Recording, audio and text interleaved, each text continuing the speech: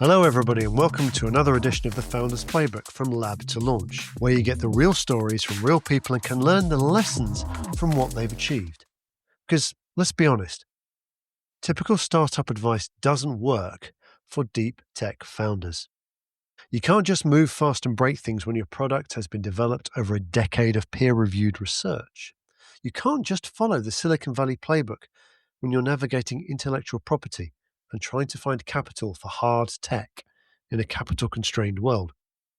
So where do you get the answers? You get them from somebody who's actually done it. Our guest today is Sara Alao, founder of Star's Edge. She's been through the entire lab to launch journey, developing her technology, the search for the first believer, the challenge of turning complex research into a product that someone will actually pay for. And today, she's going to open up her playbook, the truth about the mistakes, the lessons learned, and the strategies that actually have worked. So if you're an academic or a researcher or someone in hard tech or thinking of making the leap, this is a conversation you've been waiting for. Sara, how are you doing? Lovely to have you on. Doing good. Lovely to see you. Where are you talking to us from today? I'm just in London at the moment. So I live in London. Our offices are in Surrey now, next to the university. You've got so much to your story, and I know how fascinating a story it is. So in simple terms, what is the major problem that you're solving? So the major problem we'll solve is making space more accessible and making decision-making better. We use space for everything nowadays, from financial services to disaster relief. The better the data comes down from space, the better decisions we can make, the more money we can save, the more lives we can save. So how does that work? Because you're saying make better decisions, get better data from space. What is the problem with that? Why is that an issue right now? We're needing to see things with better resolution to connect us even further globally without, just being able to send maybe a couple lines of text globally to the other end of the world without having to be restricted by massive antennas, massive ground stations. So imagine being able to see the world with the same quality level as drones, the same connectivity level as if we had, a balloon. And it's something that terrestrial solutions can only do so much. They're limited by fuel, they're limited by their lifetime, by where they can fly as well, with restriction on airspace. That's not something you have when you're actually orbiting around the Earth. So it's all about better communication, better information across the globe. And what you can do is you can solve that problem by helping us to pull that information through space where there aren't the restrictions that you normally have in a terrestrial space. It's a good way to sum it down. You're in a highly technical area. So before you were the founder of Star's Edge, what brought you to that place? I've always really loved space. So it was your standard aerospace degree, going into space specialization, whilst at the same time doing fun projects like running a massive space nonprofit with everything from rocketry, small satellite design competitions, sustainability, rovers, managing over 100 people looking at this in more amateur levels. I've done a lot of commissioned research projects for a lot of different people. One of the major ones that actually stands out is it's the world's first large-scale robotic assembler for space. So if you look at the ISS, what if instead of sending things up and having the astronauts build it, we have just a massive robot that actually can do it? This robot now actually exists. It is being hosted in the University of Cranfield. It was a collaboration between Airbus and themselves, and I was the initial lead systems engineer on the design project. So it's always been quite a fun journey coming into it. I've done a lot of different things. I worked in mental health. I've done acting as well. So I do have a history in doing advertisements and even some of these podcasts like the one here as well. So varied experience, I would say. But space is always the new frontier, the place where you can really reimagine yourself and the world.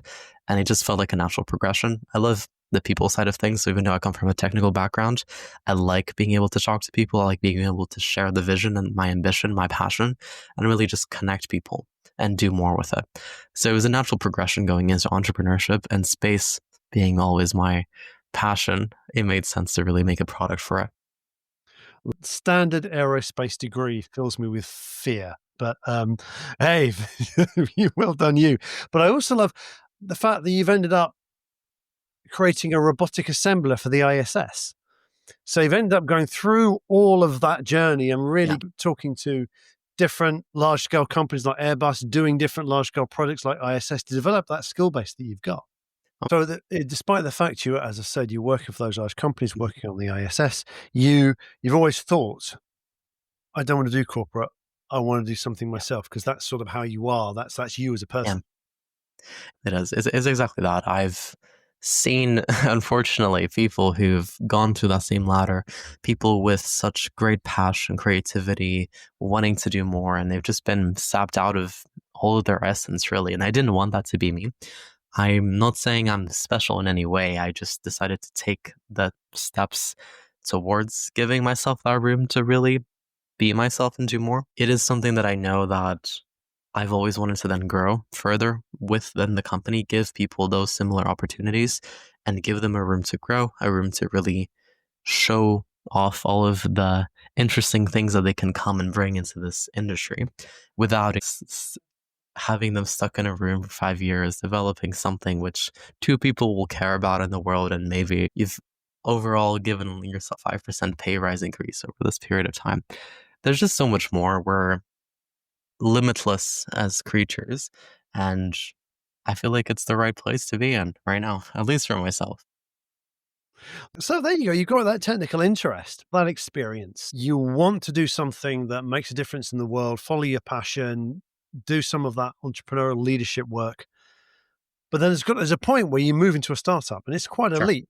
Sure. What was the tipping point that made you decide to leave that relative safety of quote unquote normal work and become an entrepreneur? So I've always wanted to do more, and I wasn't really sure then what opportunities I could have had. I am grateful by a lot of the opportunities I got throughout my life to get me where I have been. Every couple of years, so I come from a military family background. My dad moved around quite a bit, and we moved with him. Every 3 years, we were in a different country, at times different continent. So having that adaptability and that need for change really came from it. So I know that as I was getting then put into that pipeline of, okay, it's the natural career progression, things started to already feel off. I started to feel restless. I needed to do something else. It was actually through then a lot of the opportunities that I had in my master's year where I was introduced to more the entrepreneurship stuff with the amazing people at places like the Bethany Center at Cranfield. Even one of our lecturers was really great at entrepreneurship, serial entrepreneur in telecoms himself. And he just went up to me and was like, you're starting a company. I don't care what you're doing, but you're doing it. I'm going to help you with it. And he really gave me that kind of push finally to really go into it. I am doing a PhD at the same time, which allows me to still hone in on that technical knowledge, give me that credibility in the industry, because aerospace is a place full of qualified individuals. So you need to be able to defend your tech and your ideas to a variety of different types of qualified individuals. But at the same time, it's a safety net. If something goes wrong, I still have that academic credibility that I can go elsewhere. And it gives me then access to help, resources that I might have not been able to, which at times are gate kept, that if you go into sometimes the spin out route, you have more help through the universities. A lot of these resources exist. It's tapping into them. It was a different approach, I feel like, than what most people going into entrepreneurship do. I didn't finish my PhD and then take that idea forward. My PhD has nothing to do with the company per se.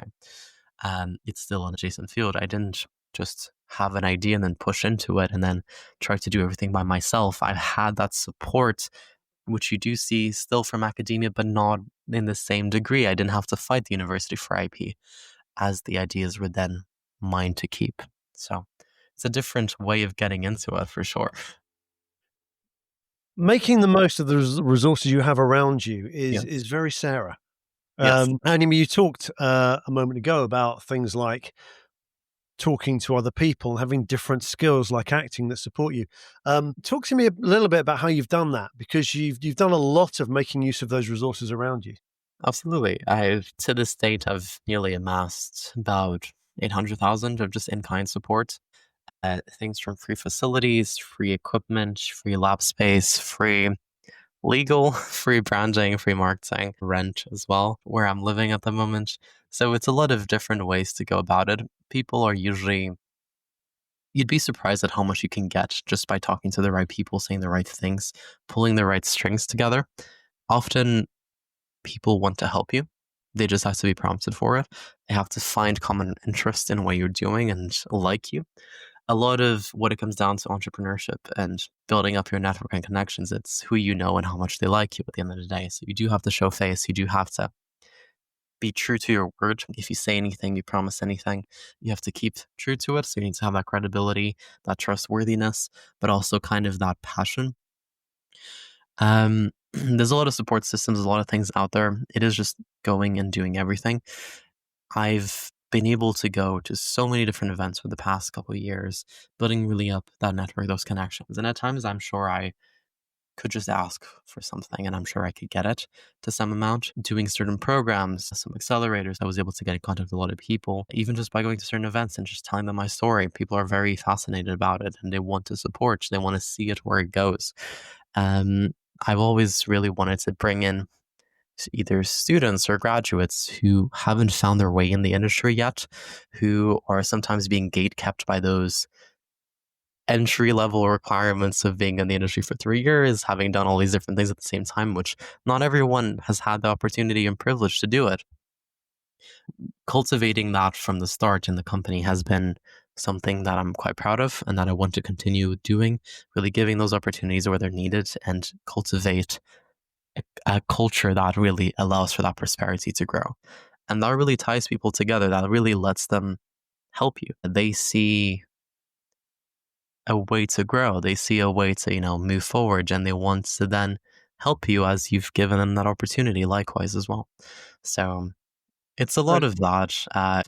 Finding common research interests. Sometimes universities, institutions, and other companies want to do the same thing. The more you're starting to be in the same areas as them, the same events, dressing to impress at times, kind of some of that signaling too, you start to be more on the same level. As a student or as a graduate, when you're going up to find a job, it's such a scary, intimidating experience going up to like a hiring manager and doing something like that. But I'm at a place where, not being too far off from academia, I can just go and speak to one of the C-suites, one of the higher up managers, and talk business with them. And they will take you seriously because you're doing a bit of the same. You have that shared experiences. People can actually connect to you, even if they're from a much larger company, because they can respect what you're doing and you have the same shared ambition. Whether that is to then grow the technology, grow each other's companies in terms of a capital, meaningful way. So more and more, I'm able to then do collaborations with industry, go for bids, go for different partnerships because we all want the same thing. Loads of stuff coming out there and really, really important. I mean, everything from trust, building that trust, following through on what you do, being likable, just being nice, just being a person, going chatting to people, making people feel at home, similar interests, of course. I love the thing about doing it for others as well. So you're doing the same for others as you're asking others to do to you, and you're creating that virtuous circle, which is really, really nice. And simple stuff like dressing to impress from time to time. It fully is that. Often in money circles, people are more likely to respect you if they think you are from the same social standing as them. That was something I had the privilege of being raised with, being around a lot of politicians, a lot of high-ranking military folk. When you're raising investment, they're more likely to give you money if they think you are from money. So not kind of appealing to that old money kind of style really helps. Because I don't know why, it's just how people work. They think if you're like them, you're more likely to succeed. Whereas if you're someone coming into the industry, kind of even that new money aesthetic, they think you're just irresponsible. You don't deserve to have that money. You just had a big break. So it's small, even things like that can signal to other people that you are credible. You are the person to do this job and actually take these ideas forward. So it's a lot of people's games, a lot of psychology, a lot of things involved, which you really don't think you're going to be having to face when you go into this. You're thinking, okay, I either go super technical, I just have to show off my tech and then it will work, or I just have to be really likable, I know my business, I know my economics, I know everything like that. And then it gets to the point of where you need to know people, you need to know how they behave. How can you then appeal to them better? How can you convince them? So who was the first person? Who was the first believer? Who was the first person who gave you that conviction? Say, off you go, Sarah, you can do this. I think a lot of it came down from those initial supporters, entrepreneurship trainers, even a lot of people just around me. So part of what I did with that space nonprofit, I was also then involved in some of the projects. Specifically, one was a space sustainability entrepreneurship competition. So where I had my first taste of making business concept, a company idea, looking at some of those things. We ended up winning under my leadership and that of a colleague of mine. It was a good omen in that sense, being like, okay, this worked out. You're doing quite well at this. Why not take it to the next level and actually go and make this into a real company? The idea that we won it with was a like space dash cam idea. Like, let's put dash cams on satellites and see what happens. Potential useful thing, not yet, really, not most marketable thing just yet, but it was an idea that helped us gain confidence in ourselves in that business type of thinking. A lot of the people in that team came on to be part of my initial starting team for the company, so we already knew how we worked with each other.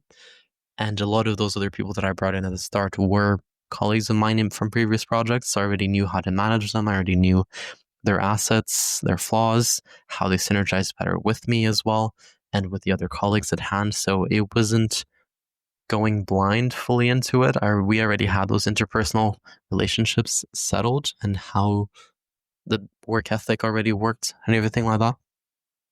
So it wasn't too bad, but it was something that was cultivated over a couple of years before, and that was relationships, which then allowed us to do quite a lot.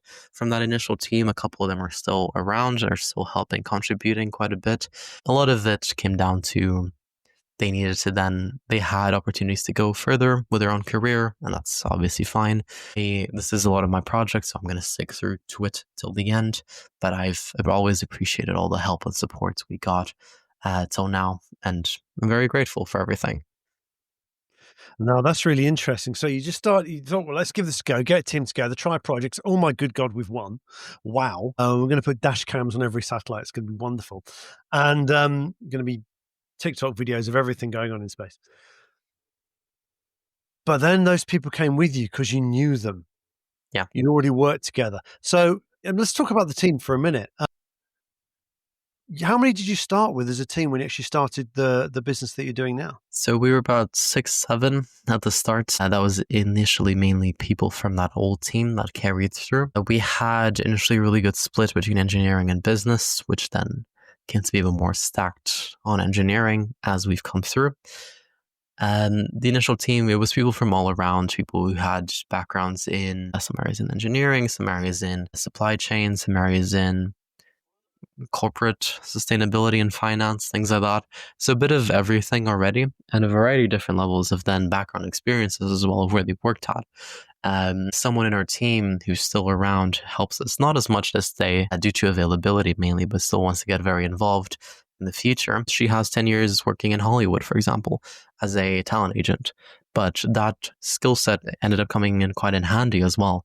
So it's a bit of a kind of a misfits and underdog story, bringing a lot of people from random backgrounds together to then succeed. Throughout then, we then shuffled people in and out, people who then got quite interested by our story and how much traction we were getting and wanted to be a part of it, came through and really did amazing jobs with us.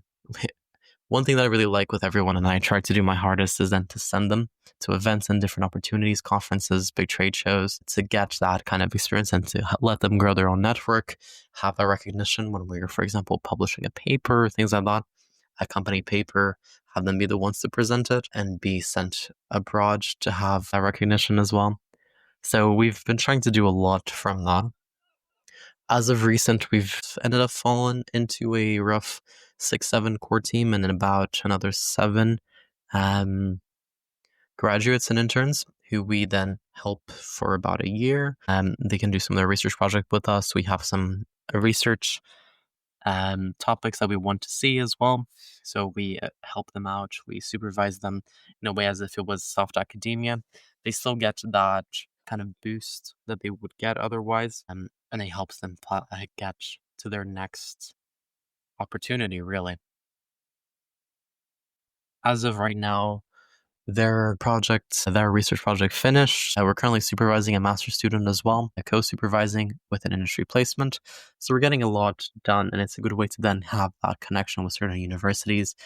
We're starting looking at bringing in some more senior management, senior leadership as well for some of the C-suite, as we've been just growing quite a lot. So we have some people with over 30 years experience in space, over 10, 15 years experience in quality assurance and delivery that we want to bring on board as well to do more, help us get that traction and continue with the potential of the company.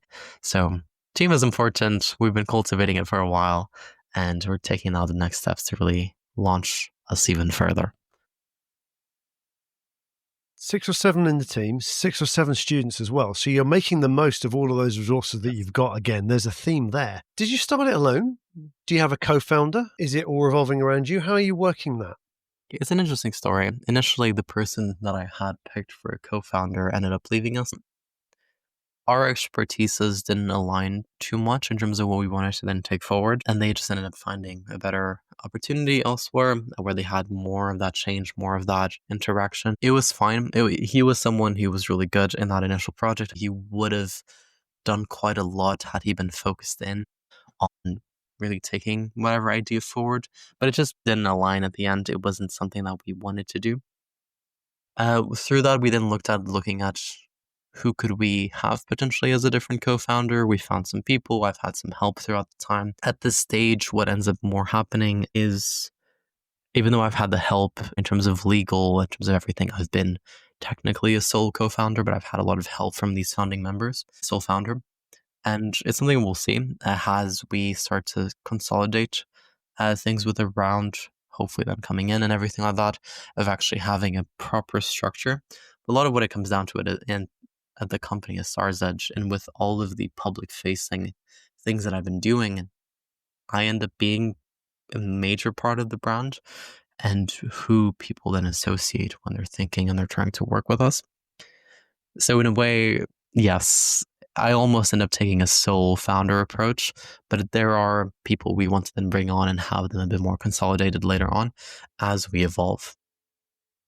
So all those different bits of help you can get in different ways. And as you just said, if you're not aligned with a co-founder, it's not going to work, is it? So you've got to... It is. So that was the initial story. Nowadays, it's putting something a bit more structured, learning from those mistakes, and not shooting ourselves in the foot for growth. So not handing out equity very willy-nilly at the start and then being stuck with people who you cannot work with anymore. So it's always been a very safe approach to that. Maybe too safe. Maybe I should have been a bit more giving sometimes with sweat equity and things like that. But it's been fine at this stage. And it's something to try and make it so the company has as much room to grow, as much potential as it can. Yeah, and I think so it's really important, and that's something if people are starting out to think about that, because equity is very, very precious. You've only got what you've got. It doesn't grow in time. So really important for people to hear. Yeah. So you've started off. Yes. Straight away, you've got a team around you because you've done this project with them and you've won. What was the biggest technical hurdle that you had to overcome to prove that this was something you wanted to build, that was a viable product? This is something you could make happen. And what was that product? It's a good question. So what we're doing is we're looking at making satellites eventually that can fly into the atmosphere. So the lowest anyone has ever flown, giving you all that connectivity, resolution, unparalleled. And part of that is making an engine that can take it there, an engine that can actually fly it there. That was the main IP that was brought into the company. It was based off of my own research and seeing how far I can extrapolate it, actually grow it into something that works. Biggest technical hurdle. So space is an interesting one where you cannot just demo things very quickly with people. You have to send it up in space, and space is expensive. So often for a lot of space companies, it's quite hard to climb that TRL ladder and really get your product anywhere. And because in the UK, there is a big risk aversion, specifically when it comes down to space. It's very hard to get your tech up in space to even get that first demo. Because you can have it all tested and ground. Companies aren't wanting to buy it until it's up in space. And if they do want to buy it at an earlier level, it's through co-bids at times. It's a way to where you're applying to de-risk it, and then they will get the product at the end, potentially as a partner, as a customer pilot, whatever that may be. Only more recently are we seeing space become more accessible with certain companies in the US and certain things actually coming into fruition now of how much money we actually have to pay to get our tech into space. It's coming down every year and it's actually becoming accessible. Whereas a couple of years ago, maybe you would have had to pay, a couple in the range of a couple billion to get your satellite up. Nowadays, it's in the range of tens of thousands to hundreds of thousands, but still under that million mark usually, which is what was then more common a couple 10 to 20 years ago. So things are becoming more accessible. Space is still in the UK a bit out of reach at times. We were quite lucky that we were able to then join this first UK attempt at making space demos cheaper and more accessible for smaller companies and SMEs, where we are doing a mission where we're Frankensteining a satellite together with a variety of different tech from about eight companies. And that's being sent up in January of next year, so of 2026. And that's going to be our first demo in space, really validating the core tech, which if it doesn't work, that's it. It doesn't work. It's the business done really from there. But we've done as much testing as we can on ground, so we're quite hopeful that it will be fine. There's no reason why it shouldn't. The physics and everything theoretically holds up. Yeah. What? Hold on. You're about to send something up in space in about, 5 months and counting. You could almost do one of those 5, 4, 3, 2, 1 Cape Canaverals on this one. Which bit of that satellite is yours? So the engine is ours. It will demo as much as we can the capabilities to then mimic flying in the atmosphere, but also in space. So it gives us as good as an approximation as we can get without actually going there. And it's a way to just de-risk it. A lot of competition is trying to do this one-shot silver bullet. They send up this over-engineered tech and they hope it will work. And they've been developing it for 5-7 years. The approach that we're taking is being a bit more lean with it in a way, just taking it by part, the main really inflection points, testing out the engine first, testing out the full satellite, doing the smallest version of it that we can, partnering up with people as we can do it, subsidizing as much of it as we can, and really starting to build those commercial relationships as we're going, but then giving that credibility to the broader industry that we're doing these things and we're getting everything tested bit by bit without just hoping something will work. So it's an interesting way of approaching it. It will go into space if all goes well.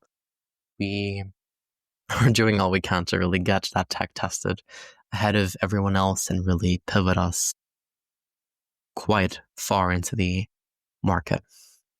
You mentioned IP when you were talking about that. Now, you're not a spin-out, so you didn't develop it within the university. In fact, you mentioned earlier that you're doing a PhD in something that's different. So what's your strategy around that IP? Is it purely and simply that now your company just owns the IP, and then if that's the case, how are you going to protect it? It is. It was the idea from it came from academia in the sense of it was looking at the physics behind it, but you cannot patent physics, but you can not tell people what's actually going on and then commercializes, which is what we did. And those designs and those concepts, not even just the design itself, is what we're looking to patent because we are doing something so different that even compared to competitors, they only can maybe patent, the battery system, the cooling system, but not the actual full propulsion system, which is something that we can do by how different it is. And it's something that we're looking to protect it through your regular means, patenting in every country that we're looking to work with and sell with, and only selling to countries that we know we can protect our IP against as well. So even if we end up going into, Asia Pacific, only working in the right countries that we know we can get the right protection in, for example. Other than that, we're looking at then some of the other methodologies. As we get more data from this atmosphere region that we're operating in, that data works as almost a map to these orbits. That is very valuable information as well, that if we can keep within ourselves and the partners who've helped us gather it, help us give that edge as well in operating in that area. So there's quite a lot. And then when it comes down to then flight software, actual then predictive equipment to help us navigate better. So really looking at, if it's a boat, we're looking at patenting the boat, the way the sails work, the rudders, everything like that, but also the mapping tools that help you navigate around. So it's a full-on approach, taking it a bit step by step, patenting first the and protecting first the main core technology that helps us do everything else. But then as we get into a better position on actually operating it, also having the maps and everything under tight secret. And up until now, it's been more of a trade secret what we're doing, how it works, not really disclosing much of how it works, but then showing off results, showing off that we're hitting these milestones. Us going to space, it's not just because I paid to send, a block of metal to space. There is actually something that's going up there, and that had to be certified, had to be qualified to go up. People have seen it. People have had necessary checks to allow it to go up. So it's real tech. We've just been a bit more quiet and stealthy with it because of the power that it can really give us. There's a lot there because firstly, you're moving from trade secret to then patenting, and then that's defined by your market, because as we know, patenting is expensive. It is expensive. It's expensive. And the moment you put in a patent, people know what you've done. And there are parts of the world that don't particularly respect your patents as well, even if you have them. So, and you've got to be able to defend it. Yeah. But yes, it can stack up. We're not trying to then kill ourselves with legal fees, but doing it in a way that it lines up with our commercial development, it lines up with our current milestones and development, it lines up with then what we want to put out and how we want to then acquire further market. But yeah. With that, so hold on, you're telling me, Sorry. Firstly, you're going to put some things up in space. Yes. Secondly, you've got a whole load of IP to protect in different parts of the world, step by step. Yes. Thirdly, you've got 6 or 7 people in the team and 6 or 7 students in the team as well. How have you funded the company thus far? How do you bridge those gaps? Some of you use grants. Have you used angels? Have you managed to minimize your costs? What are you doing to keep all that on the road? So we haven't had to raise. We haven't really taken a major grant. We haven't taken investment from angels. The most we've raised in terms of hard capital is under £200,000, and that was more than enough to pay for consumables, to pay for, one-off services, for manufacturing, for certain things. A lot of it has been optimized from, like I mentioned, that in-kind support I was able to get before, where we didn't have to worry about facilities, we did about the prototyping, about the building we were using. I didn't have to worry about then a lot of help, a lot of free consultancy from these different means of working with the right people, maybe doing some supervision in exchange for that as well. The team are unpaid at this stage. They're working volunteers who are then very aligned with the vision. They want to see it grow. Often they have part-time occupations. We're currently at a stage where we've been able to grow so much without really anything, without any major capital injection, to the point where now we're at a stage where we do need larger capitals to actually continue with our market advantage, continue with then first mover into market as well, and really capture some of those growing customer interest and do more. It's not to the point where we're just trying to prototype. We're at a stage where, if you look at most other companies, we're at a stage where we could be raising, Series A even further, because our product is ready to go into market and that interest is there. We're not just testing out tech for the sake of testing it out. It's there, it's ready. So it's been able to move and bootstrap this far without giving anything away, almost. And hitting then those right milestones, being at a speed so fast that we've lapped competition in the 1.5 years that we've been running with no resources. Competition we've had tens of millions being injected into them, and all the support in the world are struggling to get there, but we've hit those milestones farther and faster than they have. So it's been luck for sure, a lot of capability and a lot of interest and talent coming in and being brought together, a lot of them the right opportunities being cultivated and everything being kind of spearheaded forward. It's not your typical development story. We're at a stage where if, we're able to test this forward and even test the full satellite, we could just go into market without having to raise any money. But you get into then the point of, to get those higher grant amounts, at times you need match funding to get whatever else. You need a lot of facilities. Money needs to come from somewhere. Space is very capital intensive. It's very hard to just go into market straight away and be revenue generating without having some sort of major injection from somewhere. So we inevitably will have to raise.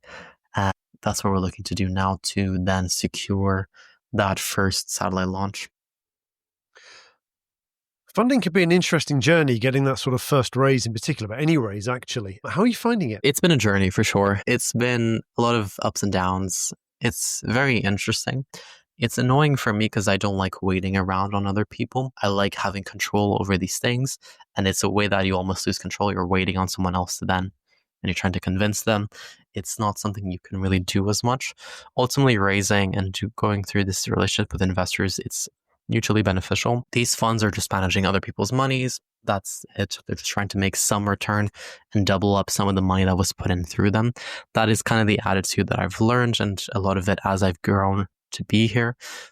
So they need you as much as you need them, and often more than you need them, because you will always have options.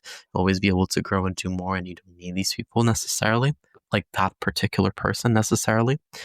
I've learned that I need to be stricter and I need to do more at times, that I shouldn't be waiting around for these people so much and give them so much grace and being patient with them. Having those strict deadlines has helped. So now going into some of these potential contracts, some of these launches for next year for a full satellite, it's given us strict deadlines that we have to meet if you want to be first in market or be delayed by a year to 2 years. So it's a major point in the company where if this works, great. If not, it's just going to get delayed further. And if you are coming in to help us, you get to share in that rapid growth and rapid potential of the company, not the other way around. I'm not here desperate looking for cash. You either come in or you don't. I've had recommendations on the business plan on certain things I could be doing better, which I've really appreciated. But at times, certain feedback is just like, you're not an established US company. You have no future. So sorry. It's like, okay, thank you. I guess what am I meant to do with that? Go back in time and establish a company in the US? Sure. But I'm not doing time travel right now with my company. So it's been frustrating for sure. It's very interesting speaking to a variety of different people. Going through CVCs and strategic investors is quite interesting, where you're trying to then more align with their company vision. It's a very different type of pitching and different type of kind of how you're portraying yourselves. Whereas one is just sheer return on investment. The other one is, okay, it's return on investment and how much I can help you as a company.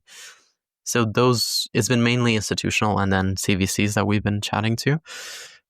We've been going well enough. It's getting to the point where I'm hoping we'll start to see something pop up. And throughout this, I've just started to then expand my net as well and then start looking at overseas investors as well, because ultimately the UK is very risk averse. So it's been an interesting one. Frustrating at times, definitely great at seeing how we can grow. And it's been really good feedback that has helped me shape a lot of growth. Things like, oh, can you look at finding maybe some more senior people for these fields? Can you look at maybe speaking to some more of this market? That would really help us. All of that has been good. Yeah. Loads of stuff. They're getting feedback from these guys, understanding who they are and what they need.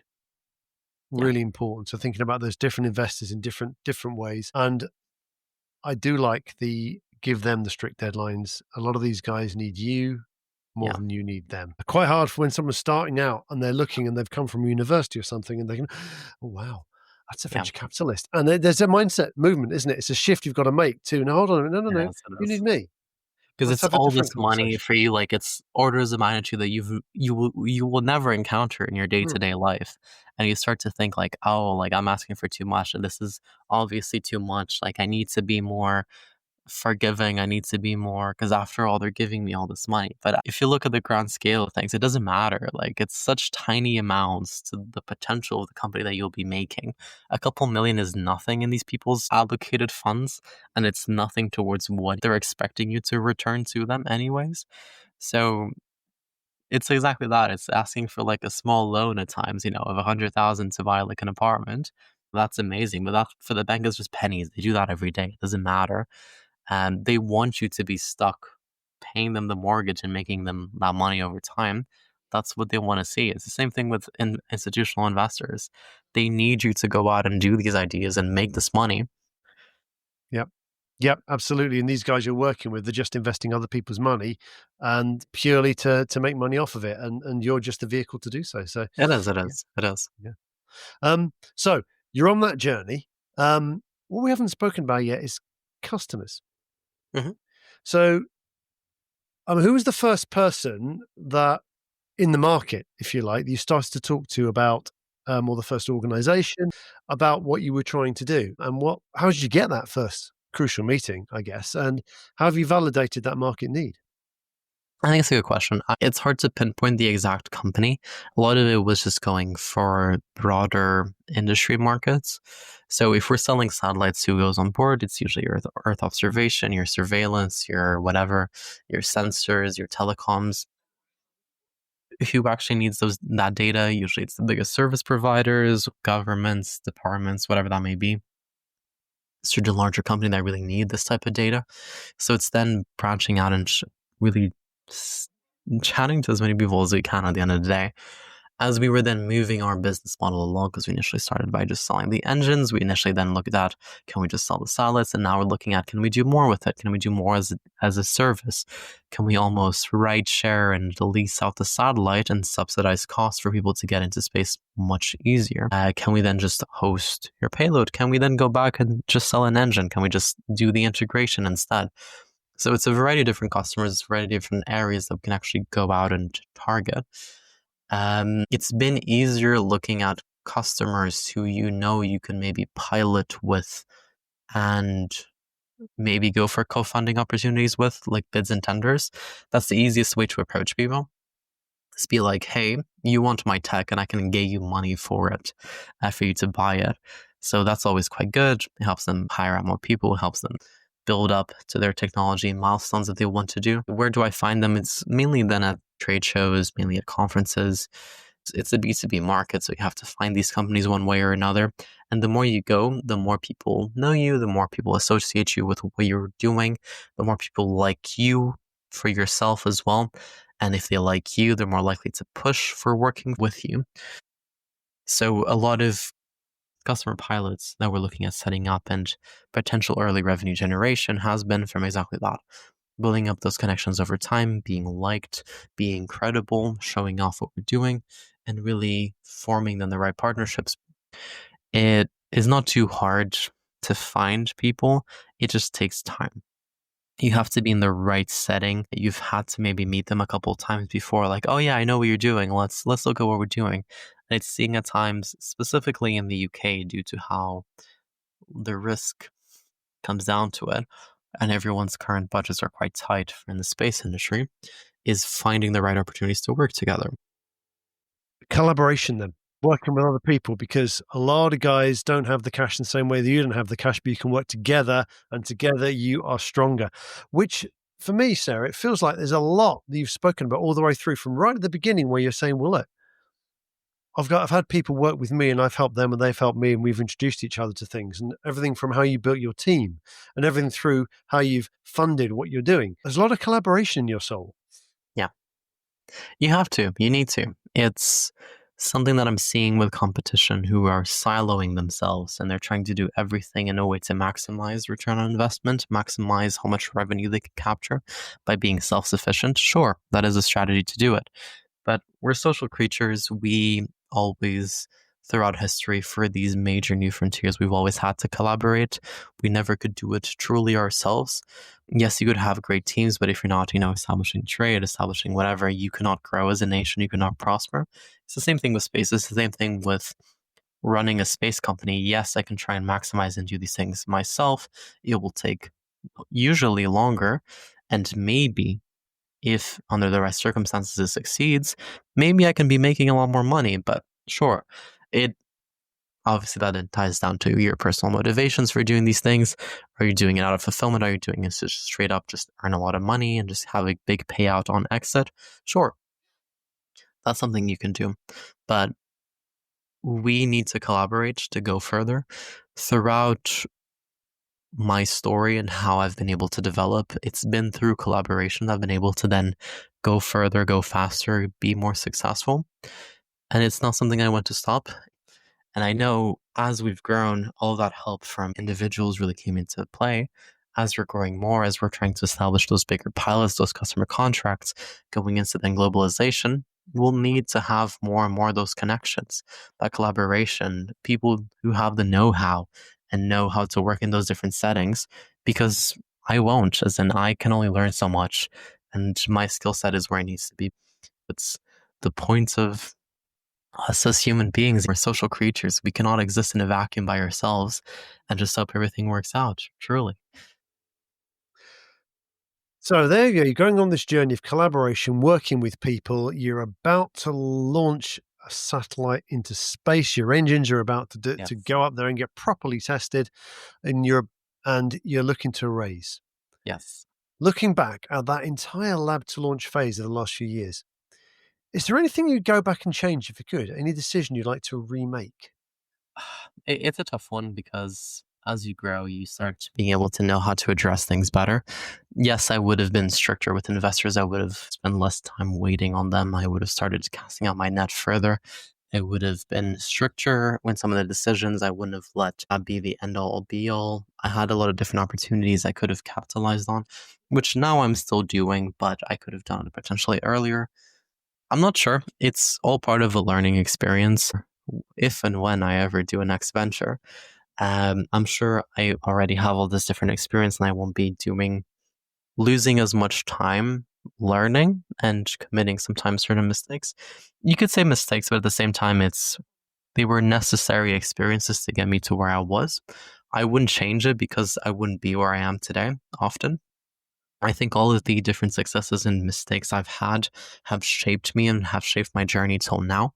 I think they were necessary and at times necessary evils as well. It's something that if you haven't had that struggle, you won't understand it. So, did it really matter from a personal sense of fulfillment and growth? No. It was necessary to get me where I need to. It gave me room to then grow personally, to do a lot more personally as well in my own then relationships and everything else with people, with family, with friends, with everything else. Whereas maybe this would have consumed me far too much. I'm happy with what I'm doing. I'm happy with the growth we're having. I'm happy with the opportunities I'm creating and ultimately the betterment of society I will be able to achieve through this tech. And I wouldn't change it for anything. That's lovely. And it's really good advice, I think, because you can say, well, I would go back to change that decision, but you didn't know at the time because you've got to do Yeah, that growth to even know exactly. that that's the thing. Exactly. Is there anything counterintuitive or surprising that you've learned on your journey that maybe isn't in the standard Silicon Valley playbook? I think it comes down to a lot of the psychology element to it.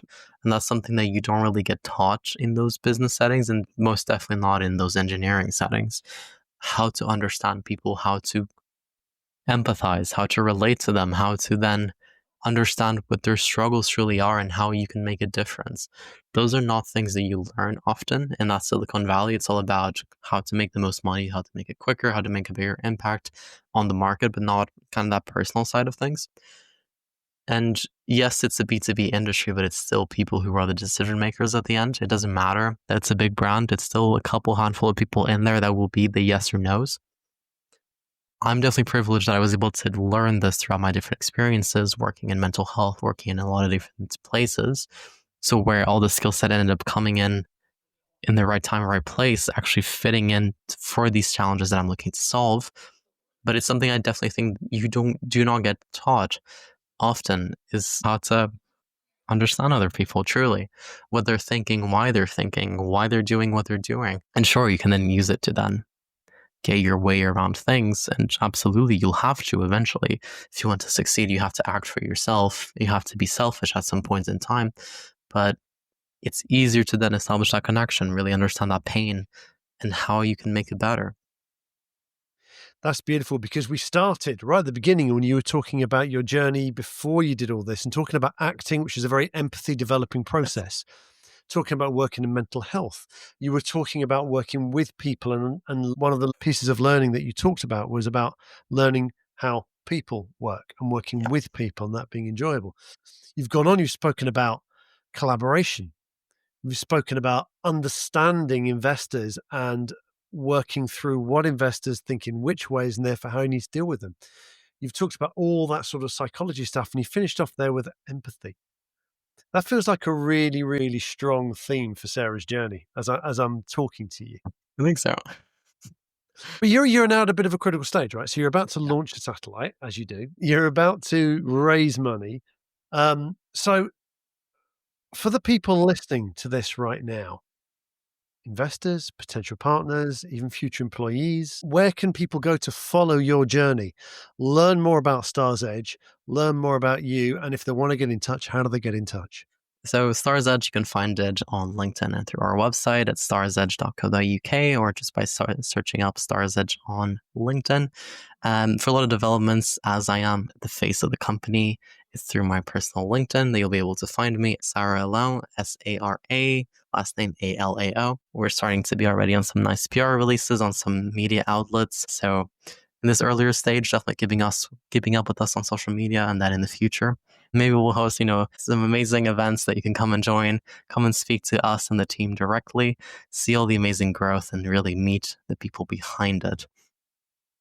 Wonderful stuff. Sara, thank you so much for coming on today. It's been a fascinating conversation, really revealing for other people thinking about this sort of journey, whether it be space or anything else, about how you can approach this sort of challenge, how you can grow a business. You don't need that much capital. What you do need is people. And that's a really strong message that's come out today. Thank you so much for being with us. Thank you so much for having me as well. And hope you all enjoy listening to this episode. Go check out Neil's other stuff as well. Thanks, Sara. Lovely to see you. Amazing. Thank you so much. Bye now.